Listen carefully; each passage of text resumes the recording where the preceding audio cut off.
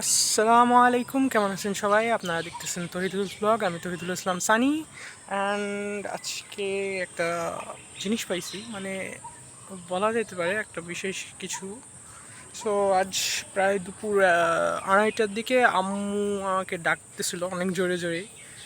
And আম্মুর কাছে যাইতে আম্মু এই যে এই এই এই এই এই এই এই কইগুলি এনারে হাতে ধরাই দিছে। এই যে এটা আম্মু বলতেছে, কারো পোষা হইতে পারে, আমি জানি না। আম্মু বলতেছে যে এই পাশের বাসায় আসছে, পাশের বাসায় বিড়াল থাকে, ওনারা ওনাদের বিড়ালকে জ্বালাইতেছে, তো আম্মু এখানে নিয়ে আসছে। এখন বিষয়টা হলো যে আমার বাসায়ও খরগোশ থাকে। ওরে দেখার পর থেকে আমি ওরে দেখতে পাচ্ছি না, মানে বিড়ালকে দেখার পর থেকে আমি খরগোশকে সেইভাবে দেখতে পাচ্ছি না।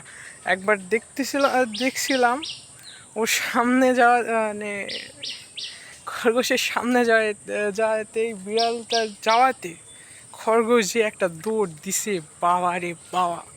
সো আমি এটা রাখতে পারবো না। আর অনেক মিষ্টি আসে কোলের মধ্যে এসে শুয়ে পড়তেছে, বোঝাই যায় কারো পোষা।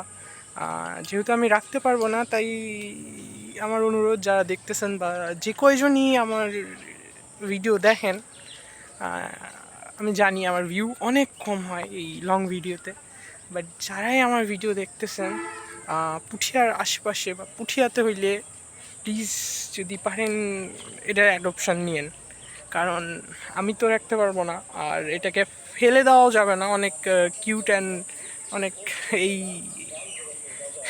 একবেলাতে অনেকখানি মিশে গেছে। সো এটা সম্ভব না যে আমি এটাকে ফেলে দেবো। সো এইটুকুই বলে আজকে শেষ করতেছি। অলরেডি 2 মিনিটের বেশি হয়ে গেছে। আই হোপ কেউ কমেন্ট করবেন যে আপনার লাগবে বা এইরকম কিছু। সো সেই আশার সাথে আমি আজকে ভিডিওটা কাট করতেছি।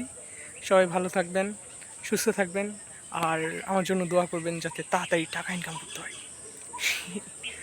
Bye bye.